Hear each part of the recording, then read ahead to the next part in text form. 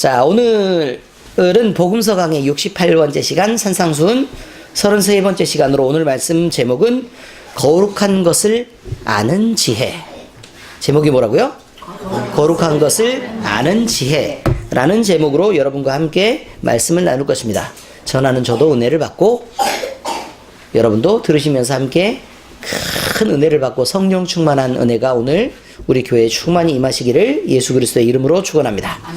자, 오늘 말씀의 내용은 이렇습니다. 마태복음 7장 6절에 보니까 거룩한 것을 개에게 주지 말며 너희 진주를 돼지 앞에 던지지 말라. 그들이 그것을 발로 밟고 돌이켜 너희를 찢어 상하게 할까 염려하라. 이것은 직유법적인 표현이 아닙니다. 나는 개한테 거룩한 거 준 적 없는데, 진주를 돼지한테 던진 적 없는데 우린 돼지 키우지도 않아요. 그런 뜻 아니겠죠? 그런데 여러분, 여기서 개와 돼지로 비유하고 있는 이 비유의 말씀이요, 인격적인 모독을 주려고 하는 게 아닙니다.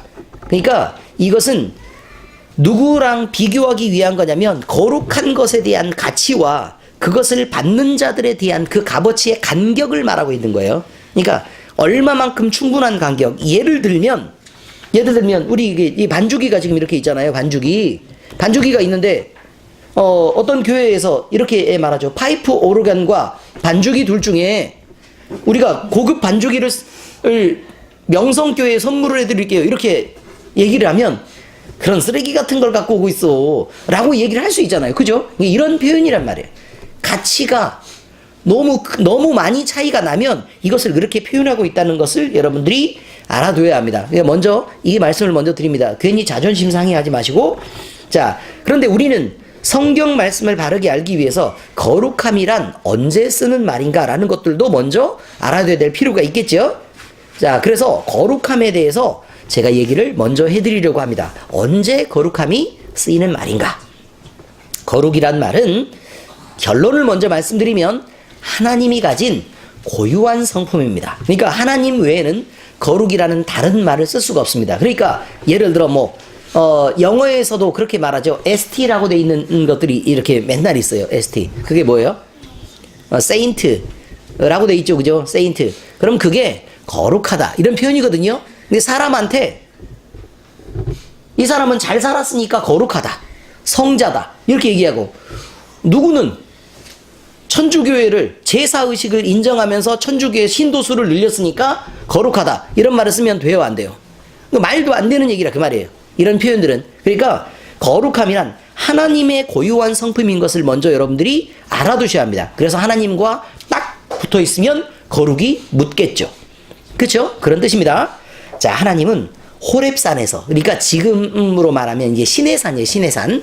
호렙산에서 모세가 이제 사람을 죽이고요, 도망을 쳐가지고 장인 이드로가 있는 곳으로, 그러니까 그 전에는 이제 총각 때 도망을 와서 거기서 결혼을 했는데 장인 이드로가 머물던 그 땅에 와가지고 이제 양을 치면서 늙었습니다. 아주 충분히 늙어서 백발이 성성할 만큼 다 늙어서 이제 나는 이제 장래 희망이 뭐예요? 그러면 저는요 그냥 곱게 죽는 게 장래 희망이죠. 이런 거죠. 덜 아프면 되죠. 잘 먹고 소 하나 잘 됐으면 좋겠어요. 이 정도 나이가 됐단 말입니다. 자, 그때 하나님이 모세에게 나타났습니다. 가시떨기 나무를 이렇게 나무에 불이 이렇게 막 이렇게 붙어서 타고 있는 것을 모세가 보았습니다. 그때 하나님이 나타나서 모세에게 이스라엘을 이제 구원하러 가야 한다라고 소명을 주시는 장면이 있죠. 그곳에서 하나님은 모세에게 자신이 거룩하다라고 말씀하시면서 하나님의 정체가 무엇인지를 쫙 이렇게 드러냅니다. 하나님은 거룩하다. 말씀을 보니까 이렇게 되어 있어요. 여호와께서 그가 보려고 돌이켜 오는 것을 보신지라. 그는 모세죠. 모세가 보려고 이렇게 떨기나무에 가시떨기에 불이 타고 있으니까 보려고 이렇게 가까이 오고 있어요. 하나님이 떨기 가운데서 그를 불러 이르시되 모세야, 모세야 하시매 그가 이르되 내가 여기 있나이다. 하나님이 이르시되 이리로 가까이 오지 말라. 내가 선 곳은 거룩한 땅이니 내 발에서 신을 벗으라. 또 이르시되 나는 내 조상의 하나님이니 아브라함의 하나님, 이삭의 하나님, 야곱의 하나님이니라. 모세가 하나님 배웠기를 두려워하여 얼굴을 가리매. 라고 되어 있습니다. 뭐라고 얘기했다고요? 거룩하다. 하나님이 거룩하시고 하나님의 빛이 머무는 그 땅이 거룩하다. 그러니 너는 여기에 들어올 수 없다. 너는 신발을 벗어라. 이렇게 얘기하고 있는 거예요. 그리고 하나님은 이스라엘 백성을 종되었던 땅 애굽에서 이제 끌어내십니다. 그리고 끌어내시고 나서 시내산에 이제 불러서 모아서 이렇게 모아놓고 모세만 시내산으로 이렇게 불러 올립니다. 그리고 시내산에서 계명을 주시면서 하나님이 거룩하심으로 하나님의 소유가 된 자기 백성들도 따라서 거룩해야 된다라고 말씀을 주고 계십니다. 자, 하나님이 거룩하죠? 그럼 하나님의 소유니까 하나님의 품으로 들어갔잖아요? 그러니까 우리의 속성 역시 어때야 된다고요? 거룩해야 된다는 뜻입니다. 아직은 거룩의 뜻이 뭔지는 잘 모르겠지만 어쨌든 거룩해야 됩니다. 출애굽기 19장에 보니까 세계가 다 내게 속하였나니 너희가 내 말을 잘 듣고 내 언약을 지키면 너희는 모든 민족 중에서 내 소유가 되겠고 너희가 내게 대하여 제사장 나라가 되며 거룩한 백성이 되리라. 너는 이 말을 이스라엘 자손에게 전할지니라 라고 얘기합니다. 여러분 보세요. 우리가 우리 마음대로 막 살면요 하나님의 품에서 벗어나는 것이다. 이렇게 얘기하고 있습니다. 하나님의 품에서 벗어나는 것이다. 그런데 너희가 내 말을 잘 듣고 내 언약을 지키면, 여기에 언약이란 무슨 말이냐면 나는 네 하나님이 되고 너는 내 소유의 백성이 되고 그래서 나는 너를 지키고 너를 복주며 또 복주고 또 복주고 복주고 잘 되게 하고 그 다음에 나는 언제나 너와 함께하며 모든 고난 중에 너랑 같이 있고 네가 어떤 어려움이 있든지 나는 무조건 네 편을 들며 나는 너의 하나님이 될 거다 라는 것이 언약이란 말이에요. 심지어 얼마만큼 내가 너를 사랑할 거냐면 예수 그리스도를 너에게 보내서 그 목숨을 버릴 때까지 내가 너를 사랑해서 너를 사랑하는 증거를 보여주겠다. 이것이 언약이란 말입니다. 그 언약을 지키면 너희는 모든 민족 중에서 내 소유가 되겠고, 자 그러면 하나님의 소유가 되는 건 누구의 결정에 달린 것처럼 지금 이렇게 얘기를 하고 있죠? 하나님의 소유가 되는 건 누구의 결정에 달린 것처럼 얘기하고 있죠? 그럼요. 사람 자신. 하나님은 우리에게 자유의지를 주었습니다. 자유의지를 주어서 하나님을 벗어나서 내 맘대로 내 힘으로 내가 처한 상황을 극복하며 살아갈 자유도 주었고 그 세상이 어떤 세상이든 간에 하나님과 무관하게 내 힘으로만 살아갈 만한 자유를 주었다 그 말입니다. 여러분이 선택하면 그것은 여러분은 벗어날 수 있는 자유가 있습니다. 그런데 하나님은 하나님의 말씀을 듣고 언약을 지키는 자에게 어떤 혜택을 주었느냐? 하나님의 소유가 되는 혜택을 주었다 그런 말입니다.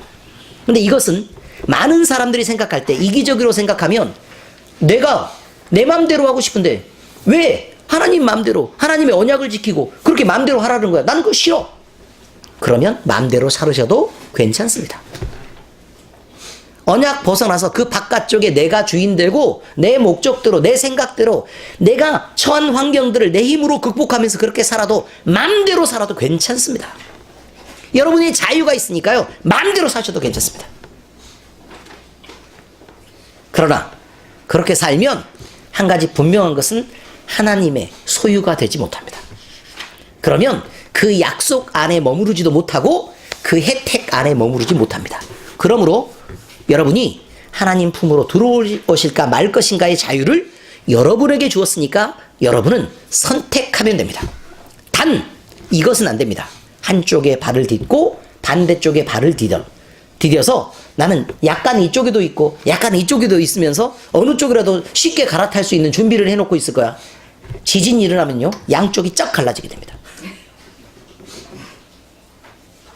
깜짝 놀라게 아플 수 있어요.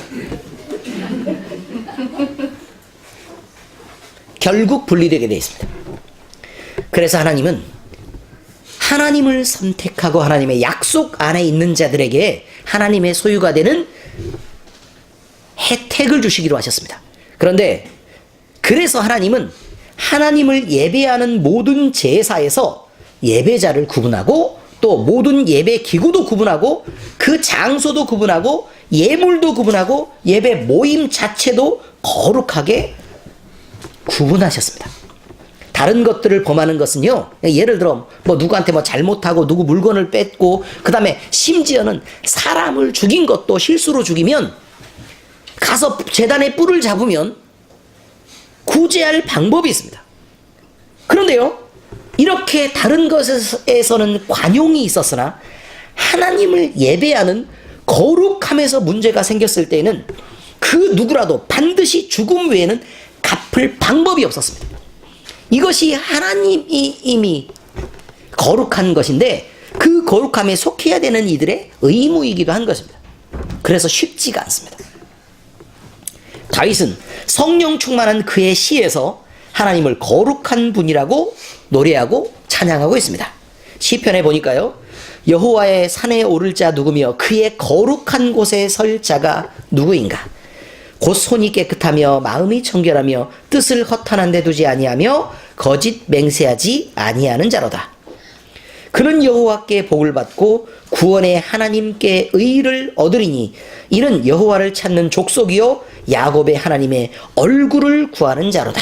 이렇게 되어 있습니다. 결론이 뭐냐면요, 여호와를 찾는 족속, 야곱의 하나님을 얼굴을 구하는 자에게 하나님은 복을 주시고 하나님은 의롭다고 말씀하시는데, 지금 뒤에서 앞으로 가고 있습니다.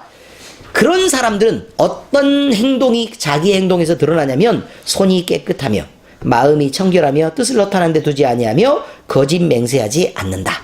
그런 자들은 여호와의 산에 오르며 거룩한 곳에 서게 된다. 이런 말이죠. 여러분, 그런데 손이 깨끗하며 마음이 청결하며 이런 얘기들은요, 사람을 향해서 한 말이기도 하다는 걸 여러분들이 알 수 있겠죠.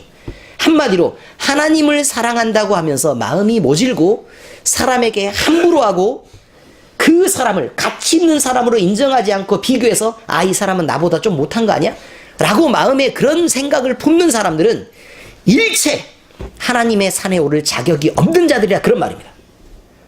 여러분이 혹시 약한 지체라고 하더라도 여러분이 힘을 다해 감싸고 혹시 내가 도울 힘이 있으면 그 지체를 향해서 열심을 다하는 모습들을 보이는 것이 하나님을 섬기는 자들의 모습이란 말입니다.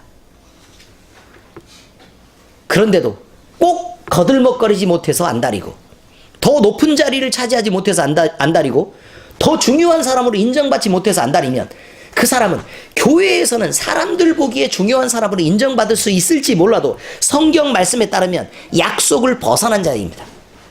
하나님께는 절대로 인정받을 수 없습니다. 그것입니다. 사람에게 인정받고 하나님께 버림받는 것을 선택할 것이냐, 아니면 사람에게는 좀 그저 그래도 하나님께 인정받고 하나님의 사랑을 받을 것인가, 하나님의 소유가 되어서 그 언약 속에 그 혜택을 누리며 살게 될 것인가, 그런 것을 여러분이 선택할 수 있다, 그런 말입니다. 시편 29편에 또 얘기하고 있습니다. 너희 권능 있는 자들아, 영광과 능력을 여호와께 돌리고 돌릴지어다. 여호와께 그의 이름에 합당한 영광을 돌리며 거룩한 옷을 입고 여호와께 예배할지어다. 거룩한 옷이 누구죠? 예수 그리스도입니다. 예수 그리스도. 이처럼 거룩함은 하나님이 가진 속성이 분명합니다. 그러니까 하나님을 닮은 것, 우리는 거룩함이 뭔지는 잘 모르지만 어쨌든 뭐 착하게 사는 것, 이거 거룩하다. 아니 마음이 부드러운 거, 이거 거룩하다. 남들에게 따뜻하게 잘하는 거, 이거 거룩하다. 그런 게 뭔지는 몰라요. 그런데 우리는 그런 구분은 전혀 없이 그저 하나님의 성품이 거룩하고 그저 하나님에 가까이 있으면 거룩하다라는 것 정도를 결론으로 알고 있는 것이지, 그 거룩함이 정확하게 무슨 뜻인지 몰라도 된단 말입니다. 왜냐면 거룩함은 우리가 충분히 이해할 수 있을 정도의 그런 수준의 단어가 아니니까 드리는 말씀이에요. 우리가 거룩함을 이해하고 그 거룩함을 쫓아갈 수 있느냐? 아니요. 성경은 안 된다고 얘기해요. 그리고 모든 신학과 철학의 결론이 그거예요. 사람은 거룩함에 이를 수 없다. 왜? 왜곡되고 부패했으니까. 그런데 처녀 마리아에게 가브리엘 천사가 나타나서 처녀의 몸으로 내가 잉태해서 예수님을 낳을 것이다 라는 소식을 전하는 장면이 있습니다. 그는 예수님을 가리켜 거룩한 이라고 칭해서 말합니다. 아니, 거룩하다라는 말은 누구의 속성이라고요? 하나님의 속성이에요. 그런데 가브리엘 천사가 나타나서 사람을 두고 얘기하는데 그 사람에게 뭐라고 얘기했다고요? 거룩한 이다 라고 표현했어요. 그러니까 하나님께 붙어 있어서 거룩하다가 아니고 사람 자신이 거룩하다 라고 말하는 건 한 명뿐이죠. 누구요? 예수님. 천사가 이르되 마리아여 무서워하지 말라. 내가 하나님께 은혜를 입었느니라. 보라 내가 잉태하여 아들을 낳으리니 그 이름을 예수라 하라. 그는 큰 자가 되고 지극히 높은 이의 아들이라 일컬어질 것이요 주 하나님께서 그 조상 다윗의 왕위를 그에게 주시리니 영원히 야곱의 집을 왕으로 다스리실 것이며 그 나라가 무궁하리라. 끝이 없으리라. 마리아가 천사에게 말하되 나는 남자를 알지 못하니 어찌 이 일이 있으리까. 천사가 대답하여 이르되 성령이 내게 임하시고 지극히 높은 으신 이의 능력이 너를 덮으시리니 이러므로 나실 바 거룩한 이는 하나님의 아들이라 일컬어지리라. 이렇게 되어 있습니다. 예수님을 거룩하다고 말한다. 또한 세례 요한의 아버지인 사가랴가요 성령의 감동에서 예수님에 관해서 예언하고 있는 장면이 나오고 그 내용이 있는데요. 예수님이 거룩한 언약이시고 예수님이 오신 것은 구약에 예언된 언약의 실현이 된다라고 말하고 있습니다. 그러니까 자 사가랴의 예언에 따르자면 예수님은 그냥 그분 자체로서만 거룩한 게 아니라 구약의 모든 성경은 누구에 대해서 얘기하고 있고요. 예수님에 대해서 얘기하고 있고 구약은 약속의 성경이거든요. 그 약속을 주셨는데 그 약속은 누구에게 포커스가 맞춰져 있다? 예수님에게 맞춰져 있다라고 지금 얘기하고 있는 거예요. 그래서 그렇죠. 그 붙인 사가랴가 성령의 충만함을 받아 예언하여 이르되 찬송하리로다 주 이스라엘의 하나님이여 그 백성을 돌보사 속량하시며 우리를 위하여 구원의 뿔을 그 종 다윗의 집에 일으키셨으니 이것은 주께서 예로부터 거룩한 선지자의 입으로 말씀하신 바와 같이 우리 원수에게서와 우리를 미워하는 모든 자의 손에서 구원하시는 일이라. 우리 조상을 긍휼히 여기시며 그 거룩한 언약을 기억하셨으니 곧 우리 조상 아브라함에게 하신 맹세라. 우리가 원수의 손에서 건지심을 받고 종신토록 주의 앞에서 성결과 의로 두려움이 없이 섬기게 하리라 하셨도다. 이 아이여 내가 지극히 높으신 이의 선지자라 일컬음을 받고 주 앞에 앞서가서 그 일을 준비하여 주의 백성에게 그 죄사함으로 말미암는 구원을 알게 하리니 이는 우리 하나님의 긍휼로 인함이라. 이로써 돋는 해가 위로부터 우리에게 임하여 어둠과 죽음의 그늘에 앉은 자에게 비치고 우리 발을 평강의 길로 인도하시리로다 하니라. 이렇게 되어 있죠. 자 여러분 예수님에 대해서 거룩하다라고 얘기하는데 이제 그 거룩함이 우리에게 어떻게 펼쳐질 것인가 라는 말이 여기에 나와 있단 말이죠. 원수에게서 또 우리를 미워하는 모든 자의 손에서 건지시게 되는 일이 있고 그 다음에 또 뭐라고 되죠? 성결과 의로 두려움이 없이 섬기게 하고 이렇게 되죠. 그 다음에 우리에게 하나님 안에 들어있는 이런 혜택들을 결국 우리에게 받고 누리게 하는데 그것이 바로 거룩함에서부터 출발한 것이다 이렇게 얘기하고 있다 그런 말입니다. 뿐만 아닙니다. 사람만 그렇게 얘기하고 천사만 얘기하고 하나님만 얘기한 게 아니라 귀신도 예수님을 하나님의 거룩한 자로 고백하며 하나님의 거룩하신 속성이 예수님께 그대로 드러난 것을 인정하고 있습니다. 누가복음 4장에 보니까 갈릴리 가버나움 동네에서 내려오사 안식일에 가르치심에 그들이 그 가르치심에 논란이 이는 그 말씀에 권위가 있음이더라.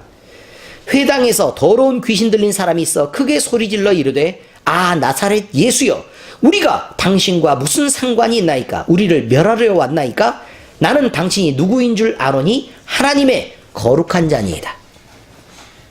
그러니 여러분 모르는 자들은 그냥 그저 모른다 그러지만 예수님을 아는 모든 이들은 예수님을 거룩하다라고 표현하고 있습니다. 그러므로 오늘 본문이 말하는 거룩한 것 또 너희의 진주란 구약으로부터 예언된 예수님과 예수님이 가진 복된 소식인 것을 알 수 있게 된다 그런 말입니다. 오늘 본문은 이거죠. 거룩한 것을 개에게 주지 말며 너희 진주를 돼지 앞에 던지지 말라. 그러니까 결국 예수님과 예수님이 가진 그 복음의 좋은 소식들을 개에게 또 돼지에게 던지지 말라. 그들이 그것을 밟고 돌이켜 너희를 찢어 상하게 할까 오히려 염려해야 된다. 이렇게 말하고 있습니다. 자, 그런데 그렇다면 이 본문의 의미는 예수님과 예수님의 복음을 개나 돼지에게 던지지 말라는 것인데, 본문에 나오는 개나 돼지는 과연 누구를 의미하는 것일까요? 누구를 의미하는 것일까요? 문맥에 따르면 이들은 예수님의 복음을 듣고도 그 가치를 알면서도 인정하지 않으려는 자들을 의미하는 게 아닙니다. 다시 말씀드릴게요. 복음이 얼마나 소중하고 얼마나 값어치 있는 것인가를 인식할 수 있는 자들을 개, 돼지라고 말하지 않았다, 그 말입니다. 개와 돼지는 무슨 뜻이냐면 그저 그 복음의 귀한 것을 듣고 보면서도 그 복음이 귀한 것인 줄 알아듣지도 못하고 인식도 못하는 자들을 낮추어서 개와 돼지로 표현하고 있다는 것이죠. 왜냐하면 개와 돼지는 진주를 알면서 짓밟는 것이 아닙니다. 알아보지 못하기 때문에 짓밟는 것이고, 가치를 알고 짓밟는 게 아니라 가치를 모르기 때문에 짓밟는 것이기 때문에 그렇습니다. 이들은 진주가 얼마나 가치 있는 물건인지 알 수 없습니다. 그렇다면 개와 돼지는 이제 누구를 의미하는 것인가? 의미는 복음을 듣고도 그것이 복음인 줄 인식조차 못하는 어리석은 자들을 말한다라는 게 결론입니다. 그러니까 이런 자들은 복음을 듣잖아요. 그러면 좋은 것을 준 줄 모르고 함부로 자기 마음대로 판단하고, 그래서 오히려 달려들어서 덤벼들고 공격한다라고 지금 얘기하고 있습니다. 여러분, 복음을 듣고 오히려 공격이나 일삼고 비아냥거리는 자들을 개, 돼지로 비유하고 있다는 뜻입니다. 그러므로 아무에게나 어디서나 전도한답시고 어리석게 덤벼들지 마시기를 부탁드립니다. 그리고 교회 안에서도요, 이런 논란을 피하시기 바랍니다. 복음을 모르는 사람은 덤벼들게 되어 있습니다. 모름지기 전도는 말로 하는 것이 아니라 행동으로 드러나는 그리스도의 능력입니다. 그래서 전도는 우리가 전도를 해야 됩니까? 안 해야 됩니까? 그럼 그냥 해야 됩니까? 아니면 반드시 해야 됩니까? 성경에는 반드시 하라고 나와 있습니다. 반드시 해야 된다. 그런데 이 전도는 지금 말씀에 따르자면 말로 하는 게 아니라 여러분의 삶의 모습과 행동, 여러분들이 복받고 하나님 앞에서 잘 되는 것을 비춰 보이란 얘기입니다.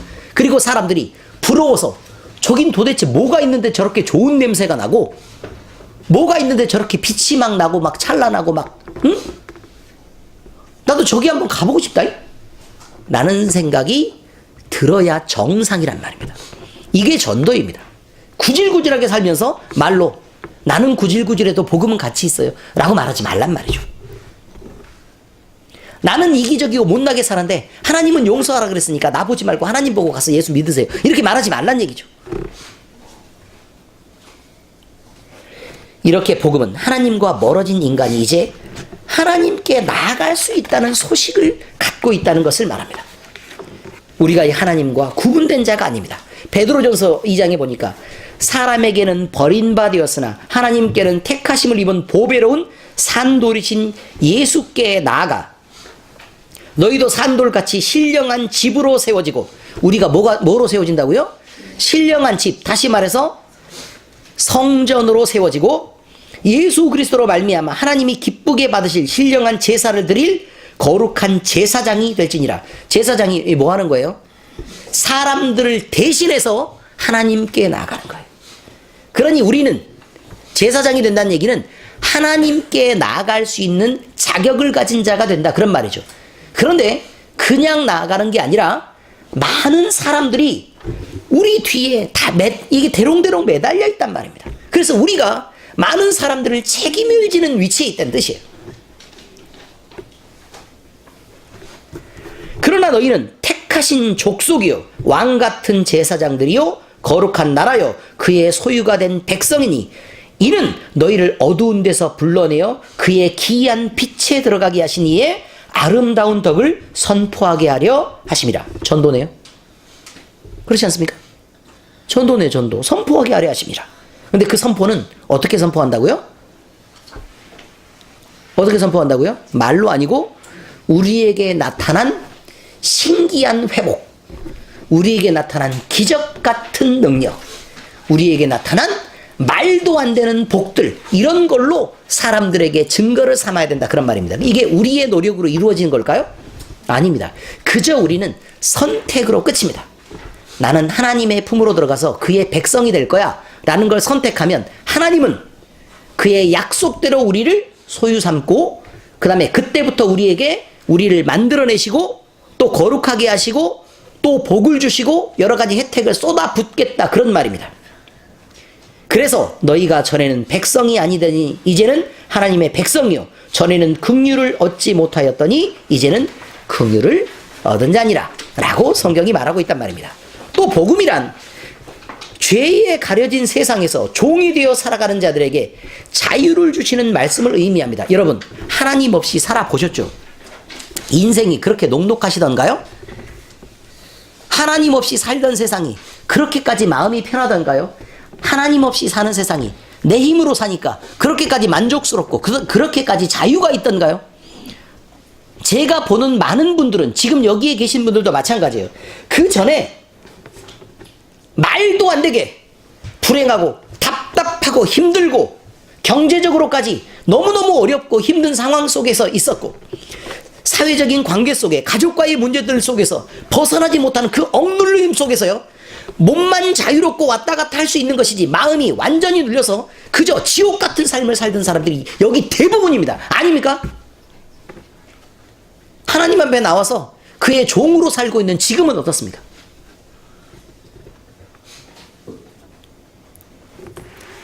그러므로 예수께서 자기를 믿는 유대인들에게 이르시되 너희가 내 말에 거하면 참으로 내 제자가 되고 진리를 알지니 진리가 너희를 자유롭게 하리라, 이렇게 되어 있죠. 하나님은 우리에게 하나님의 백성이 되고 하나님의 소유가 되라는 게요, 묶어놓기 위해서 그런 게 아닙니다. 여러분, 밀림 속에 막 사자도 살고, 그 다음에 막 세렝게티 초원, 뭐 사바나 막 이런데 하이에나 막, 그 다음에 들개 떼들, 이렇게 표범, 치타 막 이런 것들이 막 살고 돌아다녀요.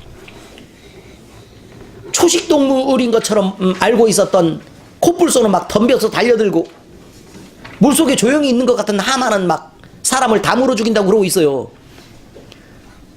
그렇게 있는데 여러분을 거기다가 갖다 놓고 자, 자유롭게 사세요.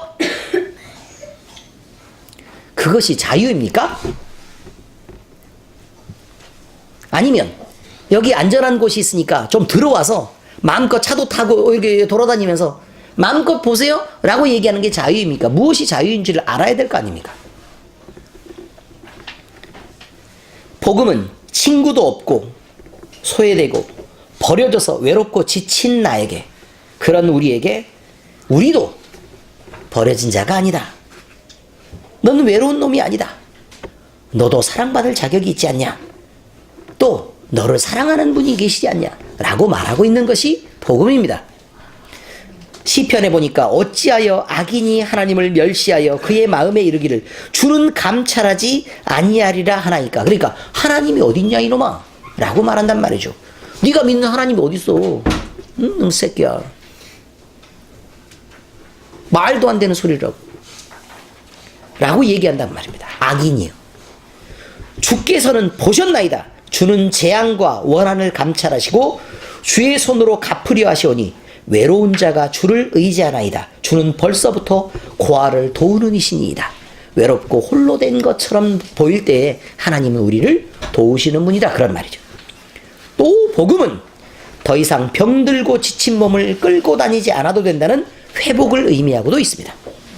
사도행전에 보니까 믿고 죽게 나오는 자가 더 많으니 남녀의 큰 무리더라. 심지어 병든 사람을 메고 거리에 나가 침대와 요 위에 누이고 베드로가 지날 때에 혹 그의 그림자라도 누구에게 덮일까를 바라고, 예루살렘 부근에 수많은 사람들도 모여 병든 사람과 더러운 귀신에게 괴로움을 받는 사람을 데리고 와서 다 나음을 얻으니라. 보통 다른 교회들이었으면 아, 그때는 그랬나 보다 라고 생각하겠죠. 그렇지 않습니까? 그렇지만 우리 안에 이미 증거들이 충분히 있고 여기에 계신 대부분의 사람들은 모두 다 정상이 아닐 때 오셨던 분들입니다.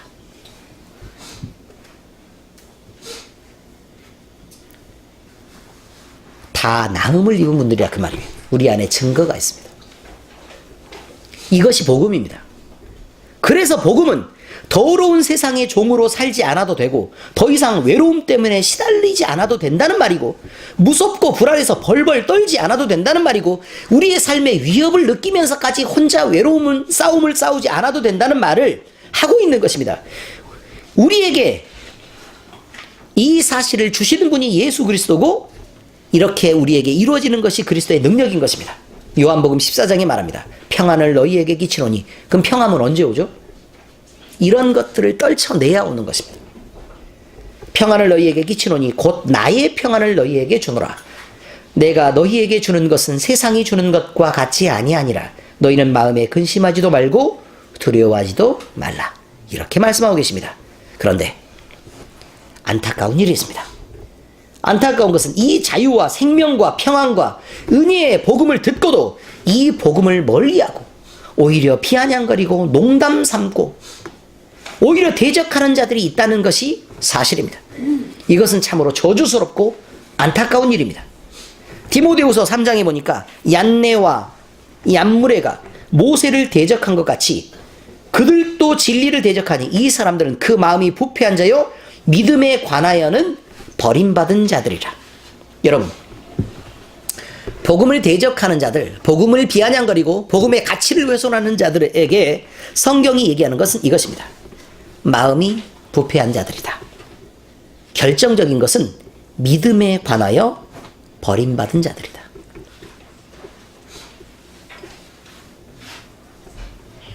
그냥 쉬운 말과 행동으로 그리스도의 복음을 가볍게 대하는 것처럼 보일 수 있습니다.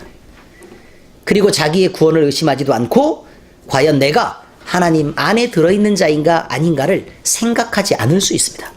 그러나 성경은 분명히 얘기하고 있습니다. 넌 마음이 부패한 자다. 그리고 믿음에 관해서 버림받은 자다. 복음을 가볍게 대하는 것은 복음을 알기 이전에는 할 수 있는 일입니다. 그러나 회복을 알고 치유를 알고 하나님이 나를 사랑하시는 걸 이미 알고 있는 상태에서는 할 수 있는 일들이 아닌 것입니다.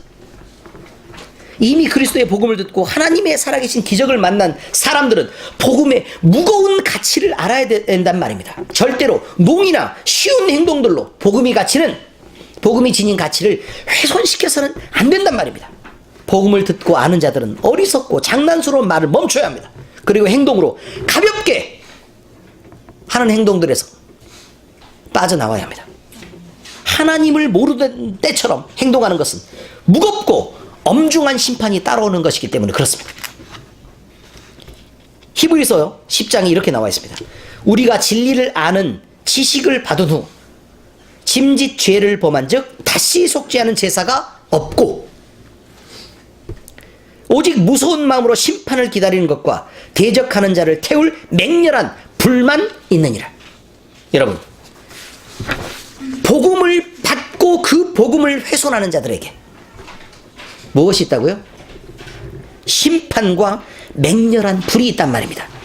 근데 결정적인 건 뭐냐면 다시 속지 않은 제사가 없다.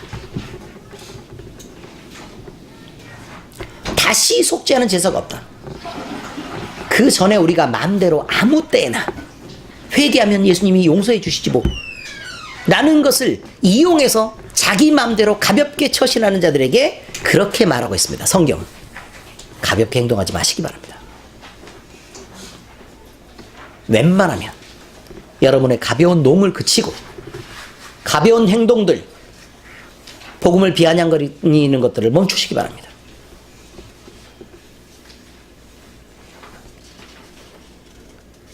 언제 한번 크게 터집니다. 그러므로 오늘 말씀을 들은 우리는 예수님을 죽여서 그 목숨값으로 대신한 이 귀한 복음, 이 복음을 가치 있게 지켜낼 수 있어야 합니다. 눈물로 지켜야 되는 것입니다. 웃음으로 장난치는 게 아니란 말입니다. 복음을 만나기 전에 우리의 삶이 어떠했던 것을 결코 잊어서는 안 됩니다. 여러분 어떠셨습니까? 그 자리에서 구원받은 거 아닙니까? 우리가 얼마나 비참한 어둠의 끝에 있었을 때 하나님이 우리 손을 잡아 끌어내시고 일으켜 주셨는지를 결코 잊어서는 안 됩니다. 우리에게 주어진 예수 그리스도의 복음은 우리의 생명과 우리의 가진 재산에 전부를 바치는 그런 정도로 맞바꿀 수 있는 정도의 겨우 그런 가치를 갖고 있는 것이 아닙니다. 우리에게 생명과 평안을 주는 이 복음을 잘 지켜내서 이생의 복과 영생의 모든 기쁨들을 누리는 엘림교회 모든 성도들이 되시기를 예수 그리스도의 이름으로 축원합니다. 기도하겠습니다. 하나님 아버지, 우리는 우리의 생명을 살리는 복음을 받았고 그 복음의 혜택을 누리며 살고 있으면서도 나를 세우며 어리석게 살아왔던 자들이었습니다. 우리를 용서해 주시고 이제는 복음을 바로 알며 복음의 가치를 따라 살게 하시고 그 안에서 깊어져 가고 생명의 능력이 넘치는 삶을 살아가게 하시옵소서. 우리가 하나님 안에 있는 능력으로, 하나님 안에 있는 복으로, 하나님 안에 있는 풍요로움으로 가득 차게 하시고 하나님의 약속 가운데서 우리가 하나님의 소유된 온전한 백성이 되어서 우리의 가벼운 말과 행동을 고쳐내고 복음의 소중한 가치를 지키며 살아가는 자 되게 하시기를 구합니다. 우리의 어리석음을 용서해 주시고 이전의 삶을 바꿔서 생명이신 예수님과 동행하는 삶을 살아가게 하시옵소서. 우리를 사랑하시고 살피시는 우리 주님 예수 그리스도의 이름으로 기도드립니다. 아멘.